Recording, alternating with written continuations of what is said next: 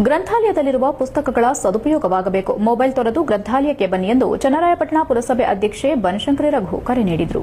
ಚನ್ನರಾಯಪಟ್ಟಣದ ಸಾರ್ವಜನಿಕ ಗ್ರಂಥಾಲಯದಲ್ಲಿ ಹೇಮವಾಣಿ ಪ್ರಕಾಶನ, ಹೇಮಾವತಿ ಆಫ್ಸೆಟ್ ಪ್ರಿಂಟರ್ಸ್ ವತಿಯಿಂದ ನಡೆದ ಗ್ರಂಥಾಲಯ ಸಪ್ತಾಹ ಸಮಾರೋಪ ಸಮಾರಂಭದಲ್ಲಿ ಮಾತನಾಡಿದರು. ಉನ್ನತ ಹುದ್ದೆಗಳನ್ನು ಯುವಕರು ಹಿಡಿಯುವಲ್ಲಿ ಗ್ರಂಥಾಲಯ ಸಹಕಾರಿಯಾಗಿದೆ. ಜ್ಞಾನದ ದೇಗುಲ ಗ್ರಂಥಾಲಯ ಎಂದರು. ಶಿಕ್ಷಣ ಇಲಾಖೆಯ ಸಮೂಹ ಸಂಪನ್ಮೂಲ ವ್ಯಕ್ತಿ ಸುಧಾಕರ್ ಮಾತನಾಡಿ, ಪುಸ್ತಕ ಒಳ್ಳೆಯ ಸಂಗಾತಿ ಎಂದರು. ಅಧ್ಯಕ್ಷತೆ ವಹಿಸಿದ್ದ ಹಿರಿಯ ಪತ್ರಕರ್ತ ಗೋಕಾಕ್ ಪುಟ್ಟಣ್ಣ ಮಾತನಾಡಿ, ಅಜ್ಞಾನವನ್ನ ದೂರ ಮಾಡಿ ಆಪತ್ಕಾಲದಲ್ಲಿ ನೆರವಿಗೆ ಬರುವುದು ಜ್ಞಾನ. ವಿದ್ಯಾರ್ಥಿಗಳು ಗ್ರಂಥಾಲಯಕ್ಕೆ ಭೇಟಿ ನೀಡಿ ಗ್ರಂಥಗಳ ಅಧ್ಯಯನಶೀಲರಾಗಿ. ಸ್ನೇಹಿತರು ಕೈಬಿಟ್ಟರೂ ನಿಮ್ಮ ಜ್ಞಾನ ಸಮಾಜದಲ್ಲಿ ಬದುಕಲು ದಾರಿಯಾಗುತ್ತದೆ. ಗ್ರಂಥಾಲಯದಿಂದ ಎಷ್ಟೋ ಜನರು ಸರ್ಕಾರಿ ಉದ್ಯೋಗಗಳನ್ನು ಪಡೆದುಕೊಂಡಿದ್ದು, ವಿದ್ಯಾರ್ಥಿಗಳು ಗ್ರಂಥಗಳನ್ನು ಓದುವ ಹವ್ಯಾಸ ಬೆಳೆಸಿಕೊಂಡಾಗ ಮಾತ್ರ ಸಮಾಜದಲ್ಲಿ ಉತ್ತಮ ವ್ಯಕ್ತಿಯಾಗಿ ಹೊರಹೊಮ್ಮಲು ಸಾಧ್ಯ ಎಂದರು.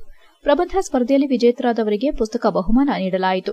ಗ್ರಂಥಾಲಯದ ಉತ್ತಮ ಓದುಗ ಪ್ರಶಸ್ತಿ ನೀಡಿ ನಂದೀಶ್ ಅವರನ್ನು ಗೌರವಿಸಲಾಯಿತು.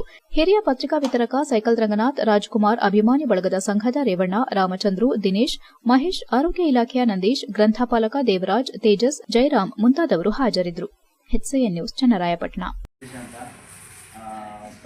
ನಾನು ವಿದ್ಯಾದರ್ಜೆ ಸಹಾಯಕನಾಗಿ ಮಟ್ನಮಲೆ ಪಬ್ಲಿಕ್ ಹಾಸ್ಪಿಟಲ್ ವರ್ಕ್ ಮಾಡ್ತಾ ಇದ್ದೀನಿ. ನನ್ನ ಜನ ಸ್ಟಾರ್ಟ್ ಆಗಿದ್ದು ನಿಜ ಹೇಳ್ಬೇಕು ಅಂದರೆ 2018ರಿಂದ. ಆಲ್ಮೋಸ್ಟ್ ಅಲ್ಲಿ ಇರೋರಿಗೆಲ್ಲರೂ ಗೊತ್ತಿರುತ್ತೆ. ಅವ್ರಿಗೆ ಇನ್ನೊಂದೇ ಒಂದು ಹೇಳ್ಬಿಡ್ತೀನಿ. ನೆಕ್ಸ್ಟ್ ಟೈಮು ಬೇರೆಯವ್ರು ಯಾರಿಗೆ ಕೆಲಸ ಮಾಡ್ಬೇಕಾರೆ ಅವ್ರು ಮಾತಾಡ್ತಾರೆ. 2018ರಲ್ಲಿ ನಾನು NSW ಮುಗಿದಾಗ ಏನು ಮಾಡಬೇಕು ಅನ್ನೋ ಒಂದು ಥಾಟ್ ಇತ್ತು. ಪ್ರೈವೇಟ್ ಕಂಪ್ನಿಯಲ್ಲಿ ಇರ್ಬೇಕಾದ್ರೆ ಹೆಚ್ಚಾಗಿ ವರ್ಕ್ ಮಾಡ್ತಿದ್ದೆ. ಆಮೇಲೆ ಯೋಚನೆ ಮಾಡಿದೆ, ಈಗ ಯಾಕೋ ಪ್ರೈವೇಟಲ್ಲಿ ವರ್ಕ್ ಮಾಡಿದ್ರೆ ಲೈಫ್ ಆಗಲ್ಲ, ಏನಾದ್ರು ಒಂದು ಮಾಡಬೇಕಲ್ಲ ಅಂತ ಏನು ಸೆಕೆಂಡ್ ಆಕೆ ಯೋಚನೆ ಮಾಡಿದ್ರೆ ಡೈರೆಕ್ಟಾಗಿ ಬಿಟ್ಕೊಂಡೆ.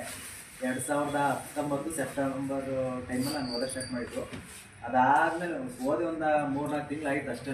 ಮೈಸೂರು ಯೂನಿವರ್ಸಿಟಿ ನಾನು ಓದ್ತಿದ್ದು. ಕರ್ನಾಟಕಕ್ಕೆ ದೊಡ್ಡ ಲೈಬ್ರರಿ ನಮ್ಮ ಮೈಸೂರು ಯೂನಿವರ್ಸಿಟಿಲಿರುತ್ತೆ. ಅದು ಸ್ಟೋರಿ ಆಮೇಲೆ ಹೇಳ್ತೀನಿ ವಾಪಸ್ಸು. ಓದ್ತಿದ್ದೆ. 3 ತಿಂಗಳಾದ್ಮೇಲೆ ಕೊರೋನಾ ಬಂದ್ಬಿಟ್ಟು 2020 ಜನವರಿಯಿಂದ ಸ್ಟಾರ್ಟ್ ಆಯಿತು. ಅಲ್ಲಿಂದ ಬಿಟ್ಟಾದ್ಮೇಲೆ ಮೈಸೂರಿನ HCN ನ್ಯೂಸ್ನಲ್ಲಿ ಈಗ ಒಂದು ಪುಟ್ಟ ಬ್ರೇಕ್.